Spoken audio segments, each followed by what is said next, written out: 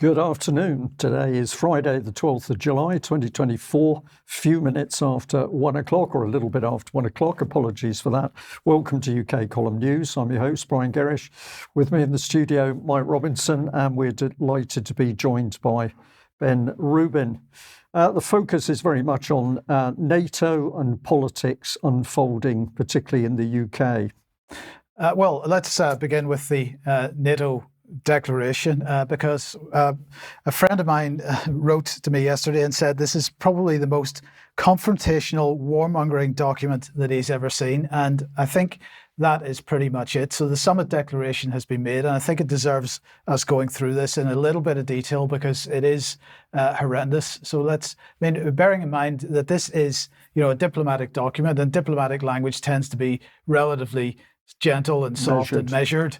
This is quite incredible. So we, the heads of state and government of the North Atlantic Alliance, have gathered in Washington to celebrate the 75th anniversary of our alliance, forged to preserve peace. So we've got to remember this is a defensive alliance. So as you listen to the words here, you consider the defensiveness of it.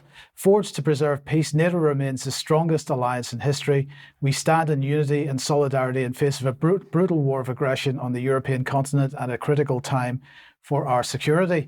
We warmly welcome our 32nd and newest ally, Sweden. The historic accession of Finland and Sweden makes them safer and our alliance stronger, including in the High North and the Baltic Sea.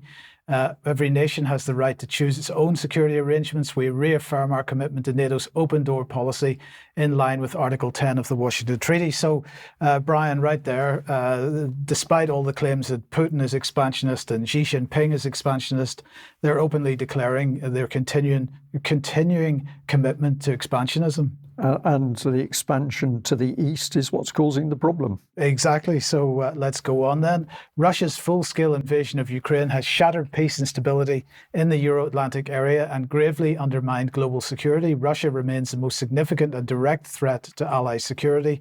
Terrorism in all its forms and manifestations is the most direct asymmetric threat to the security of our citizens and to international peace and prosperity. The threats we face are global and interconnected. So in that paragraph, they are suggesting that Russia is behind global terrorism, when in fact, I would suggest, and I think there's a ton of evidence that we've covered over the last 15 years, Brian, that Britain, the United States, the EU tend to be funding and behind global terrorism. I think the evidence has become overwhelming, Mike, that when you go into these things that the West, UK, the US in particular, are at the bottom of a lot of troubles in the world, and the lid needs to be taken off this, otherwise it will not stop. Indeed. So we continue. Strategic competition, pervasive instability, and recurrent shocks define our broader security environment. Conflict, fragility, and instability in Africa and the Middle East directly affect our security and the security of our partners. Just correct me if I'm wrong, but the Tony Blair Institute is very active in Africa and the Middle East, right? Yes. Yeah, anyway, okay. And have we got more trouble in Africa? Yes, we have. Is the EU active in Africa? Yes, more trouble. Yes. Where present, these trends, among others, contribute to forced displacement, fueling human trafficking and irregular migration. So we're just going to ignore the fact that we're driving this human trafficking and irregular migration and blame it all on the Russians, because that's the best thing to do. Iran's destabilizing actions are affecting Euro-Atlantic security. The People's Republic of China's stated ambitions and coercive policies continue to challenge our interests, security and values. The deepening strategic partnership between Russia and the People's Republic of China and their mutually reinforcing attempts to undercut and reshape the rules-based international order are a cause for profound concern. So it's now clear Russia, Iran, PRC are the main targets of this defensive alliance. So we don't want to, have a conversation with these people because that might bring peace about. So we've just got to continue to bang the war drums. And of course, they are mocking the rules-based international order where nobody is ever allowed to know what the exact rules are, the purpose of those rules. They go on. State and non-state actors are increasingly aggressive hybrid actions are using increasingly aggressive hybrid actions against allies. We will continue to prepare for, deter, defend against and counter hybrid threats and challenges. We reiterate that hybrid operations against allies could reach the level of an armed attack and could lead the North Atlantic Council to invoke Article 5 of the Washington Treaty. So later on in the programme, we're going to be looking once again at cyber and who is actually behind most of the cyber warfare that's going on in the world at the moment. Well, this could lead apparently to an invocation of Article 5, only if we attack ourselves. But anyway, it goes on. We condemn Russia's irresponsible nuclear rhetoric and coercive nuclear signaling, including its announced stationing of nuclear weapons in Belarus, which demonstrate a posture of strategic intimidation. Let's just remind ourselves that it is the United States that has effectively withdrawn from the intermediate nuclear weapons agreements. And it's the United States that's talking about putting nuclear weapons back into Germany and other countries at the moment. So if Russia is talking about putting nuclear weapons into Belarus, that is in reaction. This is in reaction to what the US and NATO is doing once again. But don't worry, we're going to tell the entire world, and the narrative is that it's all Russia that's doing it. Russia has increased its reliance on nuclear weapon systems and continued to diversify its nuclear forces, including by developing novel nuclear systems and deploying short and intermediate range dual-capable strike capabilities, all of which pose a growing threat to the alliance. We are determined to constrain and contest Russia's aggressive actions and to counter its ability to conduct destabilizing activities towards NATO and allies. For our next summit, we will develop recommendations on NATO's strategic approach to Russia, taking into account the changing security environment. And they talk about the European Union being an essential partner. So this is all about EU Defence Union is now back on the agenda, firmly back on the agenda. And here we will meet the leadership of Australia, Japan, New Zealand and the Republic of Korea, because we've got to expand not only eastwards in Europe, but also in the Indo-Pacific region. The Indo-Pacific is important for NATO, given that developments in that region directly affect Euro-Atlantic security. And with respect to Ukraine themselves, they have agreed to set up the NATO Security Alliance and training for Ukraine. The pledge of long-term security assistance for Ukraine, and finally, establishment of the NATO-Ukraine Joint Analysis Training and Education Centre.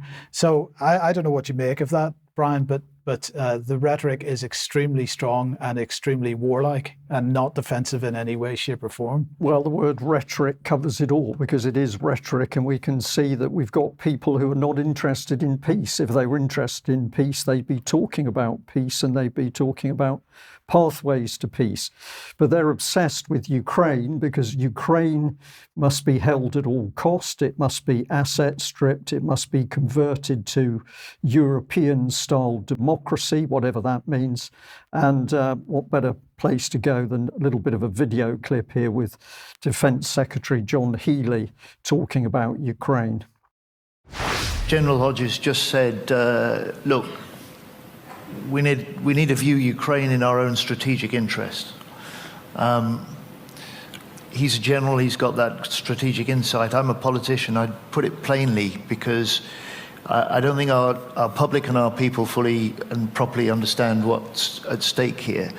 And so some of the arguments I try to make in the UK are, especially on the campaign trail, which we've just finished, defence of the UK starts with Ukraine.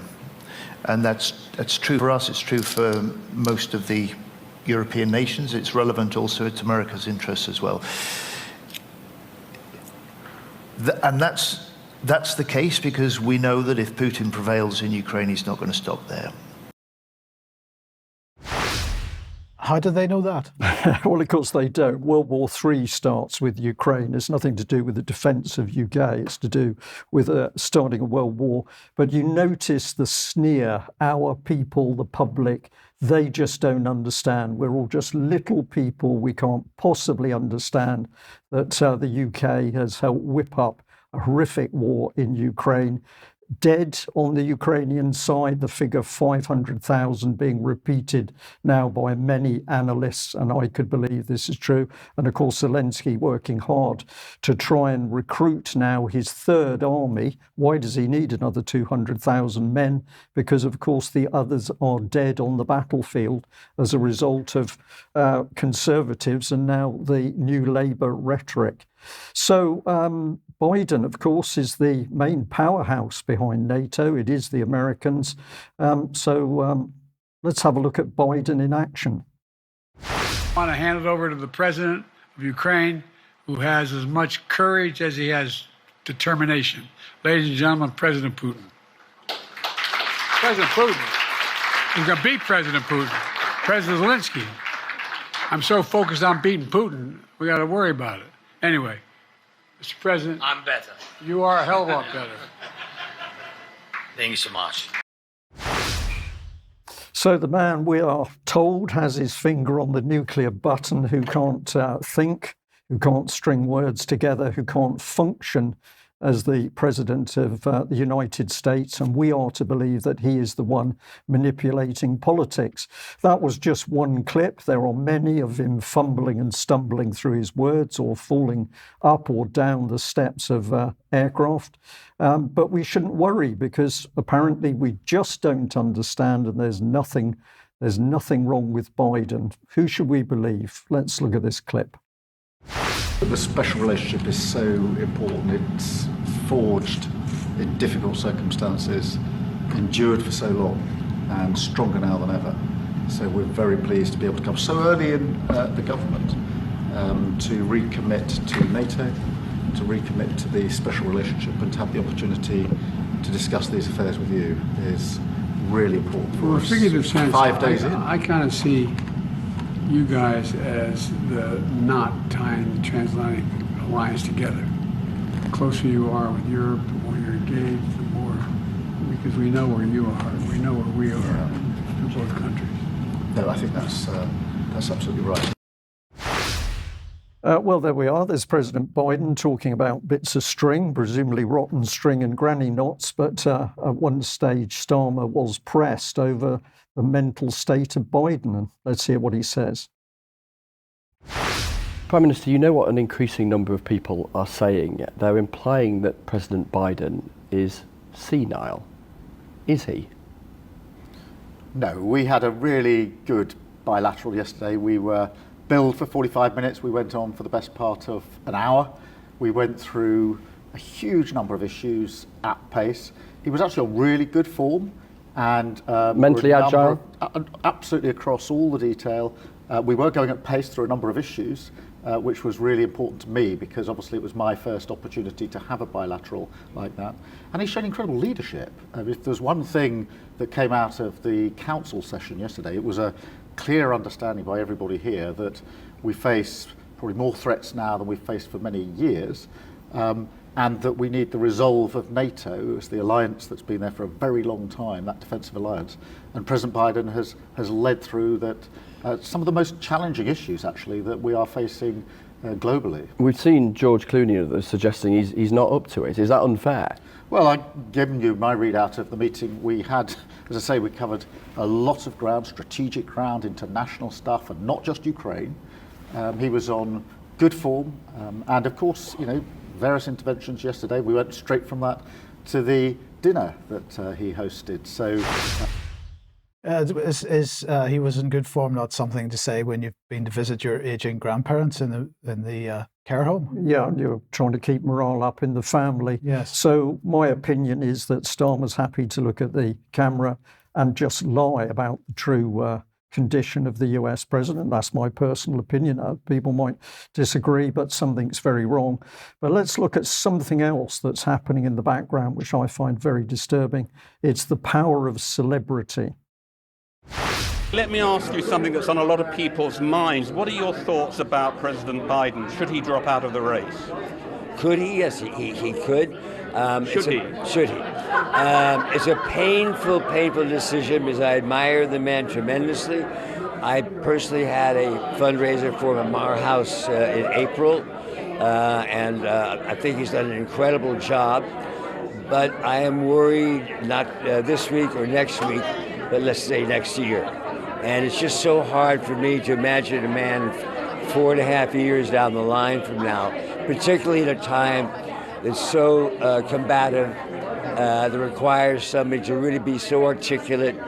I think the most disappointing thing for me in the debate was not necessarily how he felt, but the inability to acknowledge all the lies that ex-President Trump was talking about. Do you think, though, that figures in the entertainment industry like yourself can bring about real tangible action in terms of President Biden making a decision as opposed to statements from politicians in Washington? Yeah, I do think so. I mean, we've been accused of having a little bigger voice than we should have, but we're all involved in, as celebrities. So, Mr. Douglas, they're espousing the power of celebrities. And of course, this in itself, whatever we think of Biden, is immensely dangerous, that the celebrity world should be able to drive politics and keep a president, for example, in place who clearly wants war and more war. But it's not only celebrities with the power. Let's have a look at this headline from The Independent. And this is back in October 2023. Starmer wins backing of billionaire BlackRock chief. He offers hope to British politics. Larry Fink, one of the world's most influential financiers, says Labour leader has shown, quote, real strength. But who else have we got in the mix? And let's have a look at David Lammy. Sky News here with the headline, Everything You Need to Know About the UK's new Foreign Secretary.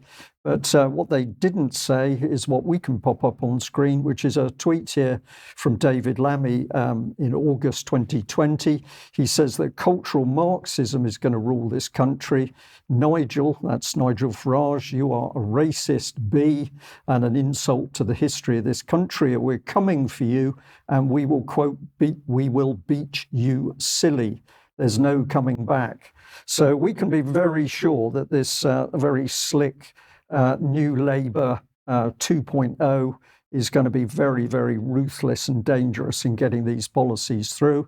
And that probably brings us to Tony Blair, who is now, of course, the real queen, the power behind the Starmer throne. But here was a headline of some time ago. Rupert Murdoch donated $100,000 to the Tony Blair Faith charity, unaware his wife had allegedly grown close to the ex-PM.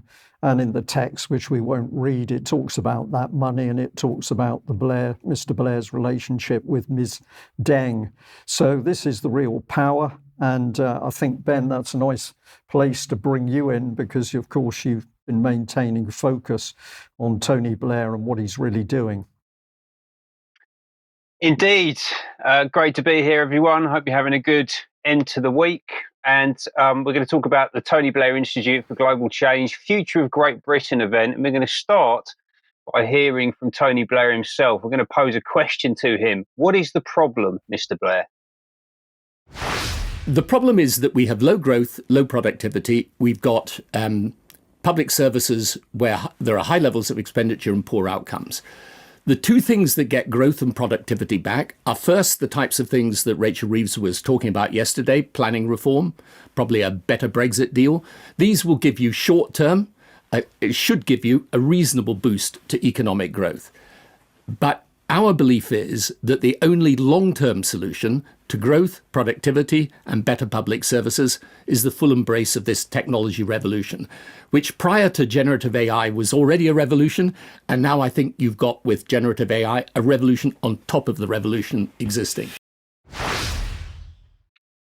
So the problem we face as a country has got nothing to do with corrupt politicians. It's just about low growth and productivity in the markets and high expenditure and poor outcomes in the state. And the only long-term solution, according to Tony Blair, is the full embrace of new technology. This new technology revolution that he talked about at this event that he runs. This is the third year that it's been going for, the Future of Britain 2024, led by Tony Blair.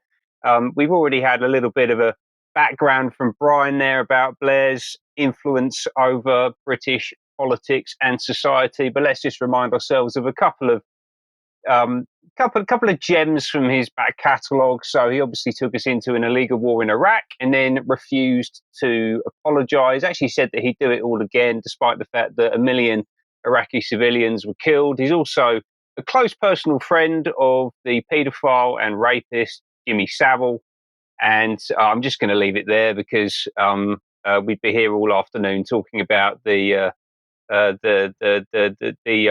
evils of our former prime minister. So what's he up to these days? Well, he's projecting global power, right? And he has this thing called the Tony Blair Institute for Global Change. And we've heard a lot about change through the recent election period. And I think that this is where a lot of that change is being driven from.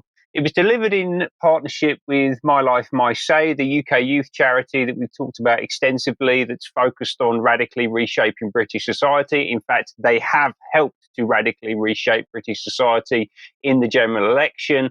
They are intimately linked into the top levels of the Labour government. Starmer actually came to the event last year, the Future Great Britain event last year, and Harjeet Sahota, who's the head of external relations and stakeholders at the UK Labour Party, is actually on the board of My Life, My Say. So you should really understand that this is just one entity that we're looking at here. They may have different logos, different departments, different names, but ultimately they're all working together towards the same outcomes. Now, because My Life, My Say was involved, obviously it's all about the youth.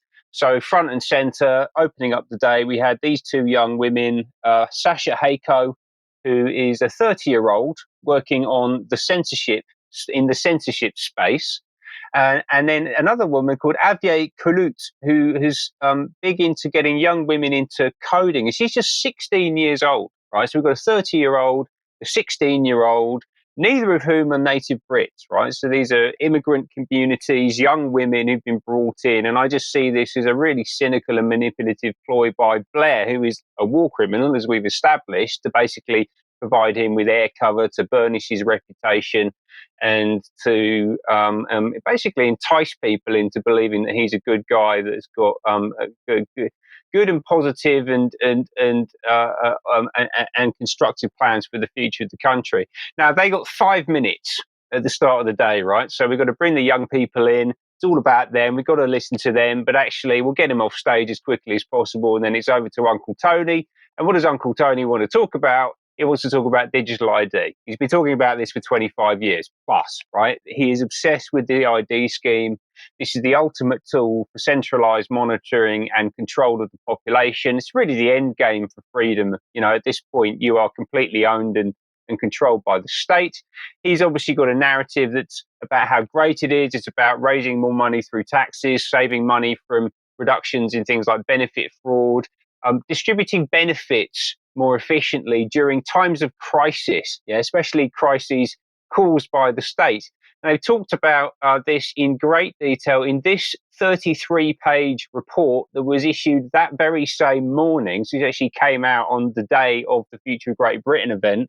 And this is something that has been done by in collaboration with the Department of Work and Pensions. And they project that they could free up as much as 40% of work time using AI tools, and that could be the equivalent of about £1 billion a year in productivity gains. So this is a huge re-engineering of the British state. Obviously, that would have been started, that piece of work, under the previous government, and it's now been surfaced today. So you can see how this kind of uniparty moves. Policies developed by people like Blair, and it's implemented by whoever happens to be in government at that moment in time. It was done with this organisation. You can just see it referenced there on the slide, which is called Faculty, which is another private AI specialist consulting firm that's been working across the whole of central government. And I believe this was done with internal engagement from inside the Department for Work and Pensions. So I think that this is something that has been going on in close collaboration between Blair, Faculty and the British government. And to build the narrative for this, they brought this fella along, Rajiv Chandrasekhar, who is a former Indian minister and a self-proclaimed digital ID evangelist. And he describes digital identity as the core, the bedrock to a digital government architecture. The Indians have invested a huge amount of money in this. They've got 1.2 billion people on their digital government platform, and they've dispersed through that platform $350 billion worth of what he calls subsidies. This is why this is really relevant to the Department of Work and Pensions. They handle benefits.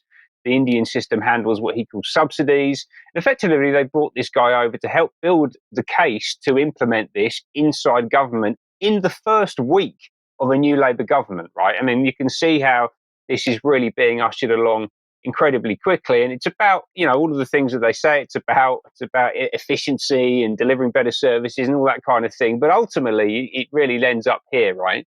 You will be able to do more with AI than any government has in the past. Yeah, this is about increasing the power of the state. They talk about it in terms of efficiency, but I don't see it in that way at all. Also worth noting that system that he was there to talk about was built by Infosys, which is owned by Rishi Sunak's father-in-law. So again, you can see the uniparty in play. And it's not just DWP. The whole of government's on the block, and it's very much about healthcare. For some reason, I can't imagine why this might be. I'm sure it's nothing to do with Tony Blair. Britain has become increasingly sick over the past 5 years. So we've seen the number of people off with long-term sickness go up by 800,000 to 2.83 million. We've seen spending on disability and incapacity benefits go up by a third to 69 billion. It's now 2.5% of GDP. NHS spending on mental health has risen to 17 billion. That's about 10% of the total NHS budget. But don't worry, we've got a whole load of new medical breakthroughs, new innovations in preventative care, preventative health care. This is the new buzzword. You're hearing it absolutely everywhere. It basically means algorithmic surveillance, testing, genetic engineering. All of this is focused on addressing some of the biggest killers, so cardiovascular disease, obesity, cancer, good things for us to try and combat. But if you actually look back at the slide, you can see that it's all about promoting pharmaceuticals like Ozempic, RNA cancer vaccines, all of the kind of big blockbuster items that the big pharmaceuticals are trying to push out there into the system. Apparently that would save us a load of money. This is about half of the NHS budget goes against those three diseases. So again, it would be a great thing to focus on, but ultimately, like, what are the methods and that are being presented here for us to go after? And actually, a lot of this really very crudely and cynically about economic growth. Yeah, so we heard this a lot. We're talking about healthier people, but that's ultimately about delivering a healthier economy to deliver healthier public finances, right? So for these people, we are basically economic units and taxpayers, and our health system is a public-private marketplace. And Wes Streeting was perfectly happy to turn up and endorse that worldview, basically saying there is an obvious mutual interest between the public and private sectors. It's not reductive. The private sector companies need to make a profit. That's fine. If you can marry the brightest minds in UK science and health tech with the scale of the NHS, the sky is the limit in terms of what we can do. Lord Bethell was very happy with this. He welcomed Starmer and Streeting into government last week, basically saying that a lot of the work has already been done for us to transition to a 21st century model of care. The groundwork has been laid out.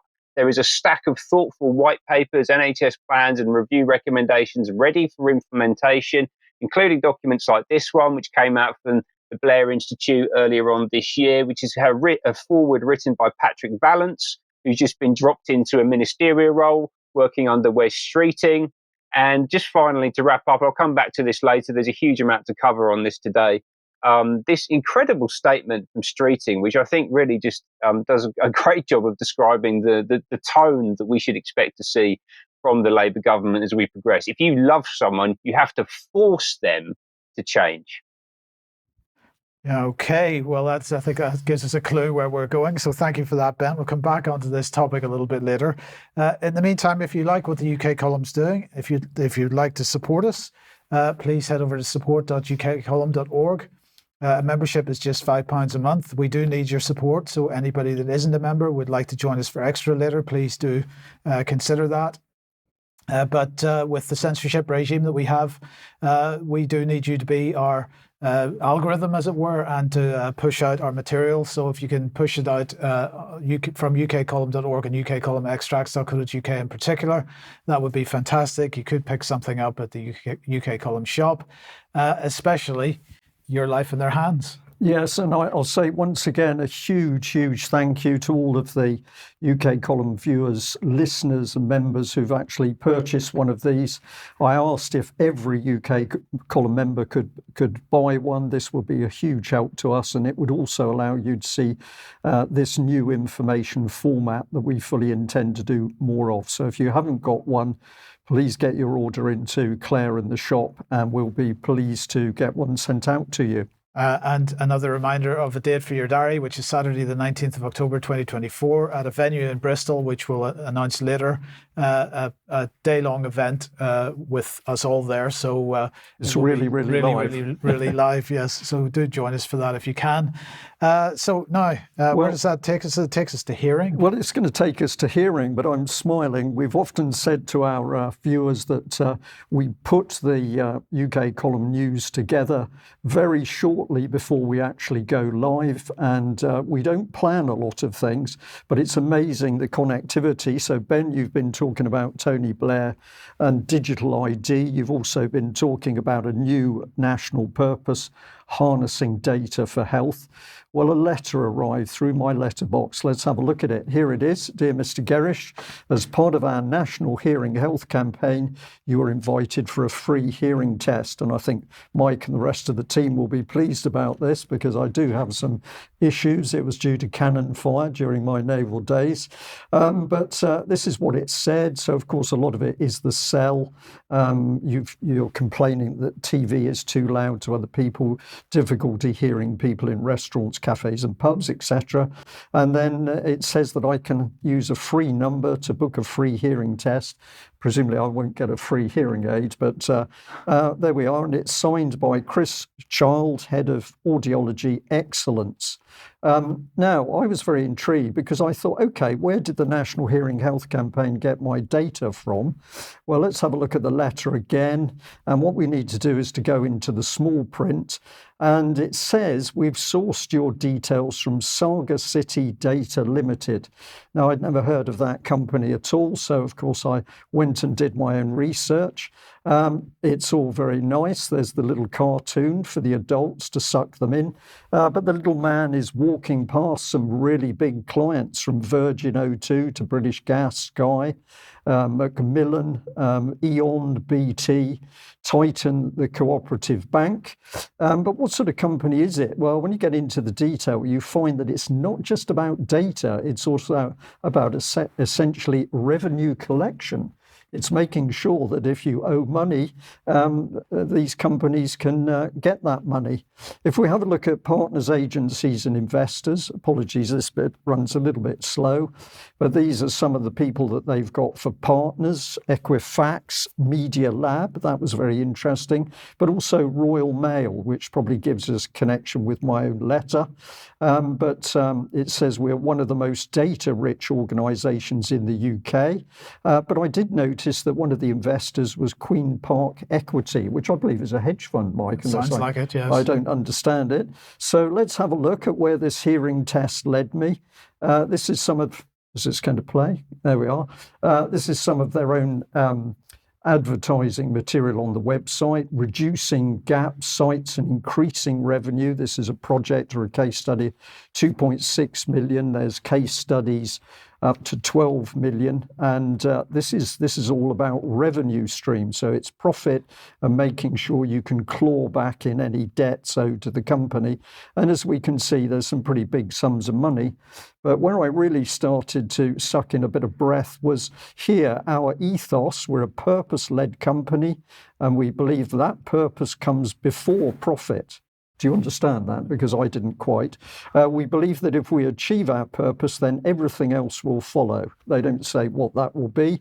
But here we are working across all territories, and look at the scale of those territories over which data is being sucked into this company and also given out to other people to use. I'm going to be asking some questions about what data they hold on me in the first place. But let's continue the picture, and it's a little bit dark here, but we're into equity with Queen's Park. What are they all about? Well, it says here that we buy to build by focusing on entrepreneur-led businesses with accelerated growth potential. And then if we get further into their website, they give a big support piece for Sagacity itself, saying that it's a leading provider of tech-enabled customer data management solutions, predominantly to the utilities, telecoms and financial services sector. So I'm going to be doing more on this, but that just shows you what you can get out of one simple letter, which appeared to be out of concern for my health and in particular my hearing. But I think this was a classic example of not only the move towards identity of every human being, but of course the value of data that these companies are sucking up. And sticking on the topic of data and bulk data collection, now we've covered the issue of Huawei in the past and whether Huawei is going to be allowed to put any of its equipment on telecoms networks in the UK. That's obviously banned now.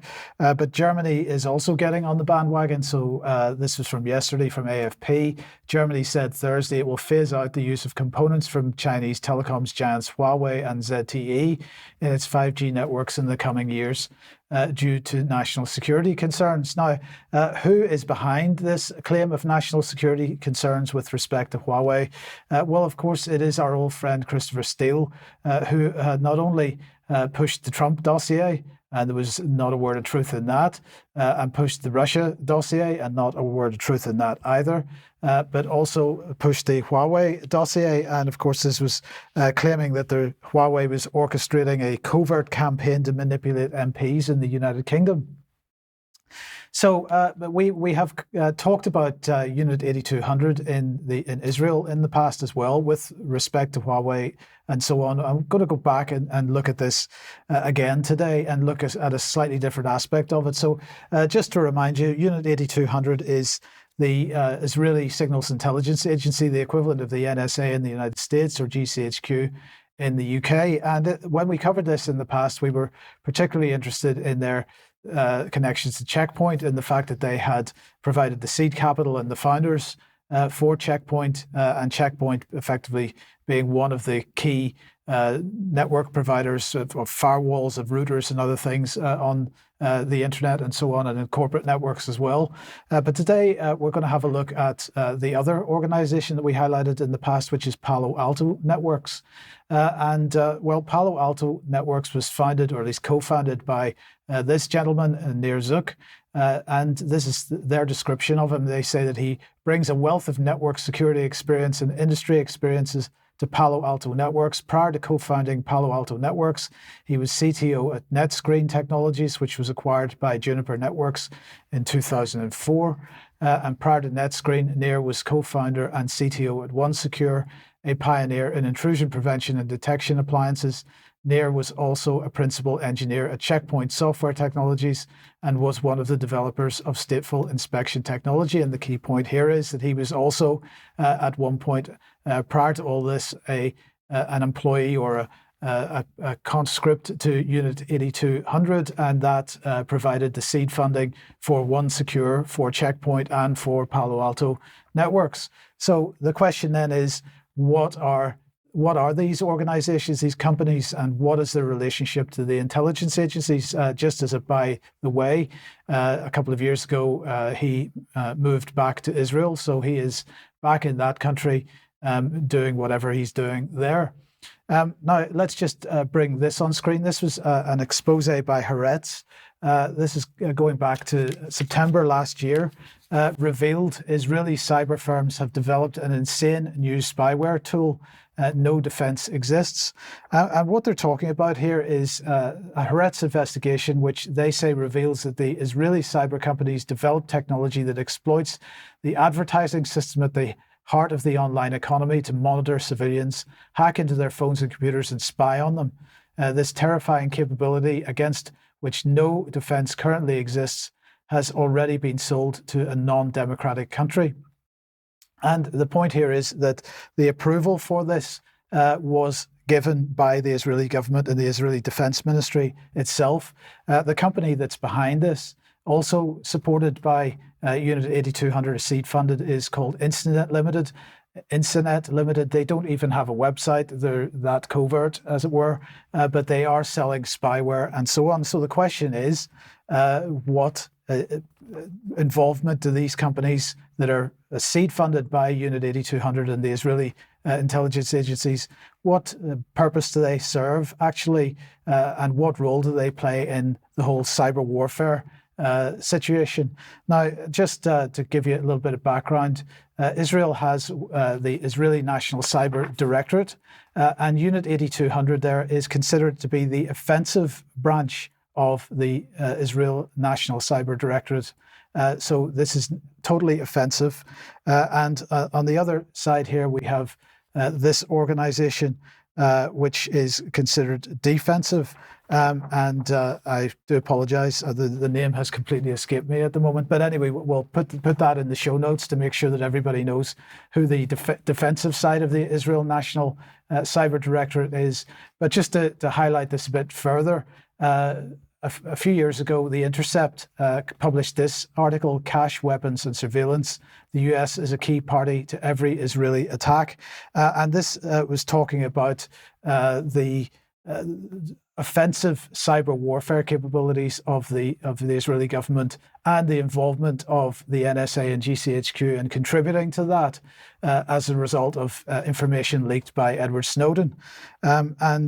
So the key point here is what relationship, again, do the intelligence agencies in the UK, the US and Israel and their cyber offensive efforts have to the private companies. But let's bring this on. Over the last decade, said The Intercept, the NSA has significantly increased the surveillance assistance it provides to its Israeli counterpart, the Israeli SIGINT National Unit, also known as Unit 8200, including data used to monitor and target Palestinians. In many cases, the NSA and ISNU work cooperatively with the British and Canadian spy agencies, GCHQ and CSEC.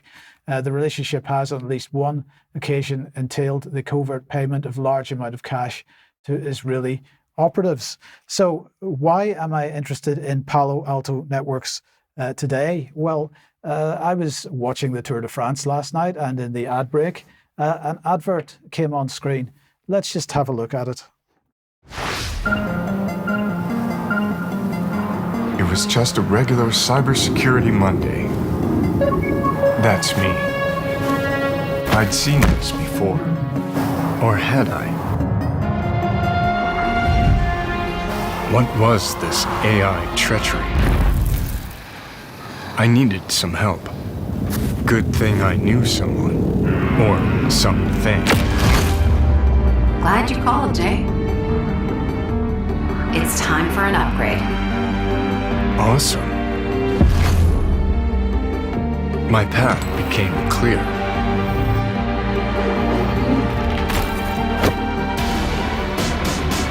I knew what I had to do. Because they never stop. No time to waste. This isn't sci-fi. This is precision AI.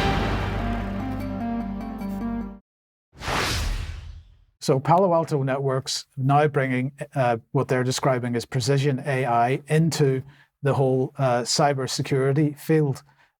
So I've got a number of questions that I think need to be raised. Let's bring them on screen. First of all, what is the true nature of the symbiotic relationship, apparently symbiotic relationship between cyber warfare and cyber defense? Because we have an organization, Unit 8200, pursuing cyber warfare with GCHQ, NSA, and so on, while at the same time they're seed funding cyber defense organizations. This seems to be symbiotic and a very dangerous situation there. Are cyber defense companies seed funded by Israeli intelligence bulk data collectors for 8200, NSA and GCHQ? And if they are, what's the effect of bringing AI into the equation going to be? Let's continue. Once cyber defense companies like Palo Alto Networks include AI in their offerings, does that multiply or diminish the threat? And then the final question is Huawei the enemy? Or in fact, do we face an enemy in our own countries and perhaps centered around Israel? I think there are many questions to be asked around this whole sort of structure and this whole capability that's been developed. And nobody in the tech industry is asking what the role of these companies actually is. Well, I think your concerns are well founded, Mike, and lots to be asked, because this thing is moving at an incredible pace and in most cases out of sight or hidden in plain sight as far as the wider public's concerned. So we will continue to focus on it. Ben, let's come back to you then and more on Tony Blair. Yes, absolutely. That was a great little piece there on Unit 8200, Mike. Thanks for that. There were two terms that jumped out at me. One was AI treachery, because I think that sums up really nicely a lot of what we're seeing here. And then also this word precision, which keeps on reoccurring. And actually, it came up quite a few times in the Tony Blair event. I'm just going to talk through a little bit about what's driving this. So we talked about the Blair's desire to, or his recommendation that we should be embedding advanced technology into the heart of the state. And he does that because he's appealing to the success of this technology in the private sector ultimately. And we're pointed towards three examples by him. JP Morgan Chase. So they employ over 2,000 AI experts. Amazon have reduced their order processing times by 25%, so made their operations more efficient. And Goldman Sachs tells us that $1 trillion is going to be invested over the next few years. Ergo, because those three organizations are doing things, that means that everyone else, including the British government, has to jump on board. I'm not sure I follow the logic, to be honest with you. Now, he also talks about the transformation of the market. So just looking at the top 15 global companies in 1997 when he was first voted into power versus the top 15 global companies in 2024. Obviously, the top companies, really the top 5 to 10 companies are all technology businesses. And he is presenting this as some kind of reason for us to embrace these technologies. There's absolutely no discussion whatsoever about whether any of that has been good for society, the health impacts of mobile phones on kids. Any of that stuff is completely ignored. It's just purely about top line numbers, size, and growth. And it's all being waved through with recommendations from people like Bill Gates, Andrew McAfee at MIT, and Ray Kurzweil at Google. So these are the big beasts, the big names that Blair's reaching out for to build his case for change. And he's actually directing the Labour government. This is in his own words. He's advising Labour to talk to Google. Now, this is a huge public-private marketplace, and the delivery is going to be handled by big technology companies.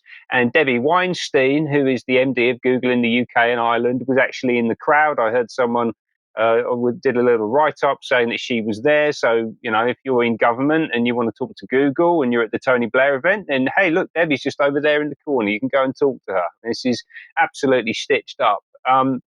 It's all global. Yes, obviously, this is the Tony Blair Institute for Global Change. And as we've discovered and discussed, it's all about building an international marketplace. So this was from one of the climate sessions. And by the way, I suggest anyone with any interest in what's going on internationally, and specifically here in the UK, go and watch all of these sessions, right? They are talking about you. They're talking about your tax money. They're talking about our society. They're talking about their plans for the future. If you want to understand what's driving Labour, what that word change actually means that apparently everyone's voted for, this is where you need to go and look, right? And a lot of it is to do with the City of London, ultimately, right? This is about driving economic growth. It's about making money for big international investment funds. You can see on the left-hand side there, it's about driving global investment, so leveraging the City of London's expertise to develop non-standard finance mechanisms. And then also to create, they say there in the second point, to design a national wealth fund to support international as well as national investment. And that national wealth fund was actually announced by Rachel Reeves on the same day as the Future Great Britain event. Unbelievable coincidence that, don't you think? And Mark Carney's been incredibly effusive about that fund as well, and the fact that it's going to allow public and private money to come together to drive change, not just in the UK, but across the system, and to unleash global innovation. Yeah, and it's not just in climate, that is absolutely everywhere else. And I think we need to understand the UK, start to understand the UK as a platform for testing out these new programs for transformational change that are then also going to be implemented internationally. It's really, really important to get into the guts of what's going on here. And it is completely global. This was a remarkable statement from Ilan Gur, who is the chief executive of ARIA, which is the UK version of DARPA. He's got £800 million of taxpayer money to invest in advanced technology projects. And his view is that the UK, it needs to look outward. Don't look inward. Don't look to your own people. Don't look to your own capabilities. Don't look to your own heritage and your own history. You've got to look elsewhere for ideas, right? What a remarkable thing for someone like that to say. And it was also echoed by William Hague, who has basically been working hand in glove with Blair for the past year or two, really providing the kind of right-wing counterpoint to Blair's left-wing message, right, to provide the kind of integrated uniparty perspective. And he's basically saying that in the future, we need global solutions, not national solutions. Absolutely emphatic. And that comes through in everything that we've heard from him. Really interesting session by a guy called Chris Miller, who I believe is from Stanford. And this is the only one that hasn't been put online. And it may appear in the next few days. But if it doesn't come up, then I'm about to tell you why. Because he very interestingly described artificial intelligence, microprocessors and microchips in particular as the kind of the playing pieces in a big geopolitical game where the American intelligence agencies view access to those technologies as a way to exercise political control over vassal states, right? So actually, if you play nicely with American intelligence, then they will let you have access to the limited number of AI chips that exist out there in the market. Really amazing, bold statement to come out with, incredibly cynical, but very unsurprising given the forum and who was in the room. And the other thing that was really interesting here was he, whether he meant to or not, revealed the fragility of this entire technological paradigm, because this is a global supply chain, globally networked, with a tiny handful of countries who actually pull the strings. So 90% of these microprocessors that run the AI systems come from Taiwan, for example, which, as we know, is a contested region. The Chinese believe that they own it. The Taiwanese believe that they don't own it, and could potentially be invaded at some point in the future. And apparently we've got to base our entire system, governance, economy on the back of technologies that are running on this supply chain. I think that exposes us to an extraordinary level of risk, completely unacceptable, really. We also had there Matt Clifford, the chairman of ARIA, who was effusive, effervescent about the potential for AI to transform absolutely everything. He was really excited about the work that he's been doing with UK government, and actually talked about people leaving organizations like DeepMind or Google or OpenAI to go into roles in the UK government. UK government is now seen as a hot place to go and do tech work. I think we should all be really concerned about that, to be perfectly honest with you.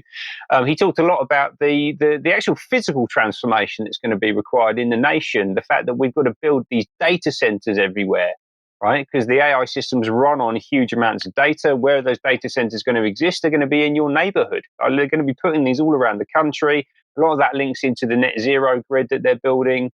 He also talked a lot about the massive increases that we've seen in the past decade in the power of these systems. So we can see that between 2014 and 2024, the power of the systems has gone up by 100 million times. So an enormous increase in artificial intelligence power over the past 10 years. But he then goes on to say, in the next decade, we will reach human-like general intelligence. So it really just begs the question to me is, well, if we're investing all of this money, all of this time, all of this energy in building human-like general intelligence, what's wrong with the human-like general intelligence we are currently surrounded by, i.e. us? We're already here. Why do we need to build this new technological paradigm in order to replace something that already exists? And actually, if human-level intelligence doesn't currently exist, and it's much lower. So this was Demis Hassibis saying human-level general intelligence is the goal, but we're not even at cat-level intelligence yet. We've got a long way to go. Why on earth would we be embedding this into the heart of our state and our economy? And particularly when you see things like will.i.am sitting on stage trying to do a demo of an AI chatbot, and the whole thing goes into a complete meltdown. Something's wrong with this thing. John Chappelle losing his mind, the interviewer on stage. And actually the whole thing just, it looks like it's destined to failure. Well, we can hope. Yeah, we can hope.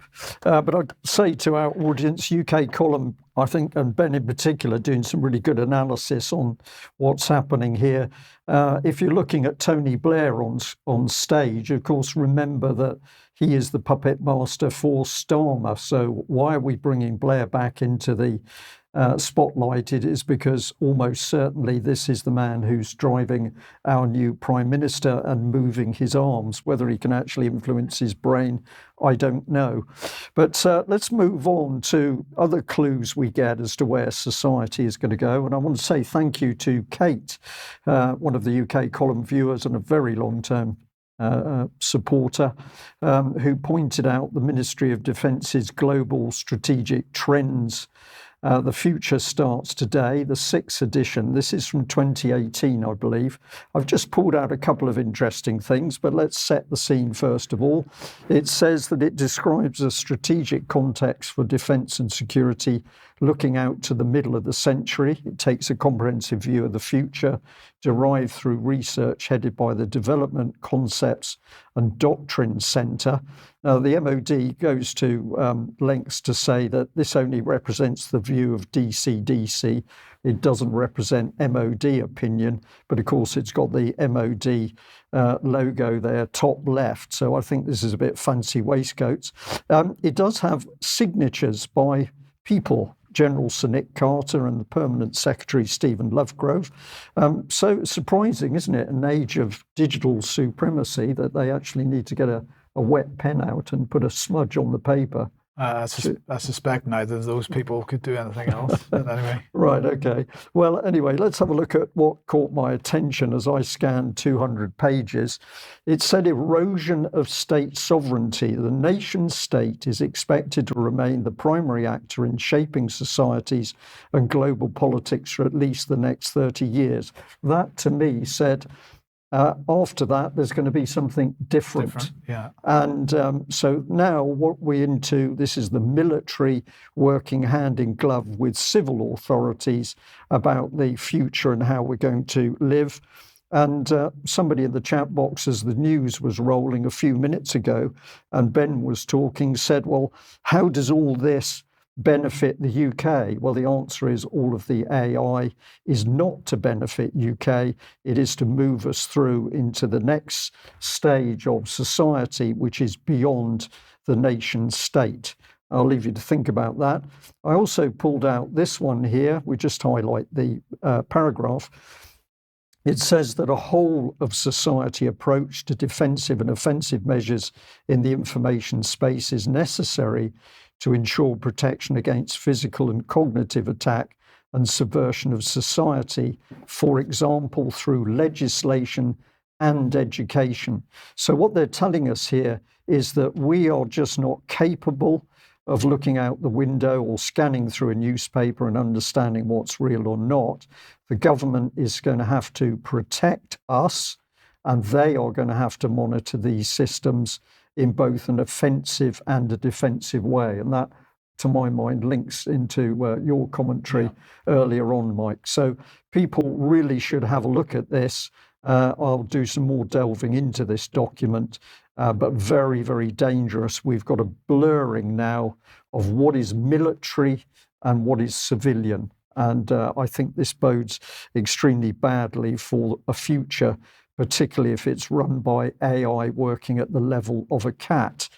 But let's end on a little bit of black humour, and what better place to go than the BBC? Let's just have a look at their fact-checking team in action. This was the scene in the Ukrainian capital Kyiv yesterday. Parts of a children's hospital totally destroyed. It happened during a Russian airstrike, but Russia say this damage was caused by a Ukrainian air defense missile. Ukraine says it's found remnants of a Russian cruise missile. So who's right? Two videos we verified are crucial to investigating Russian claims. In the first, you can see a huge plume of smoke in the distance before a moment of impact. The second video is crucial, and we've slowed it down so you can see this missile moments before impact. So just watch it here. And you can see that coming down. We'll actually stop and zoom in for you. You can see it right there. Now, it's worth bearing in mind, this is a still and it's very blurry freeze frame. But we showed this video to 7 weapons experts who regularly review grainy footage just like this. And all of them said that this is not a surface-to-air defense missile as the Russians have claimed. For example, one of them, Timothy Wright from International Institute for Strategic Studies, said The missile speed, angle of attack, profile, and especially its sound, the sound of a high-pitched turbofan, is very prominent and a dead giveaway, and are consistent with an air-breathing land attack cruise missile. Now, this is a Russian cruise missile, and one of its identifying features is the turbo engine at the rear. And that's what some of our experts have focused on, particularly this one, Andrei Genon, who's one of them, and he said it's almost certainly a KH-101. The distinguishing feature of that missile is the turbofan engine at the rear that juts out, appearing like a small box. Now, we've overlaid a model of the KH-101 on top of the freeze frame of the video we showed you earlier. Now, nobody's been absolutely definitive about the exact missile used, but they all agreed that it was likely an air-launched Russian missile. 5 of the 7 mentioned a Russian KH-101 as a possibility, in line with what Ukraine has said.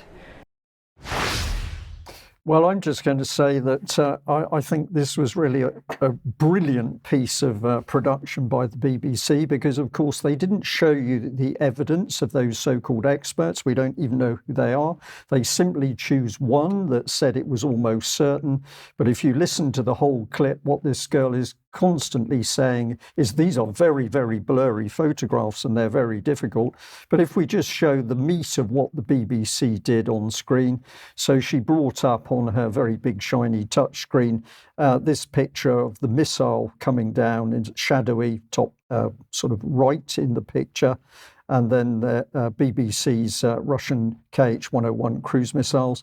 As the video moved on, we started to see one overlaid until you get to this point where in the minds of the viewer, overwhelmingly, they will believe that it was that missile. So this is sleight of hand. I'm going to say this is BBC witchcraft rather than fact-checking, but this is how the BBC is attempting to put facts across. So despicable work by the BBC, and of course no facts at all, just supposition and interfering with the public's perception. Huge amount of questions still to be asked around this particular incident. Yeah. Okay, well, we've got to leave it there for today. Thanks to Brian and Ben. We will be back in a few minutes if you're a UK column member for Extra. Stick around on the member stream for that. And just before we go, I'm going to put up an old UK column newspaper. Many of you simply don't know that we used to produce these editions. This is 2013. And in the cartoon, we're talking about the cabal destroying Britain with big society, the media gagged, secret courts, the NHS wrecked, the military betrayed, paedophiles protected, the police threatened, genocide overseas, and banking fraud. And I'm going to say we weren't far wrong, Mike. No, and if you want to know more about that, and you haven't seen the UK Column Live virtual event that we did a few weeks ago, you better go and have a look at that. That would be great. And but otherwise, join us on Extra, where I'm sure we're going to be talking about this some more. We will. See you then. Bye-bye. Bye-bye.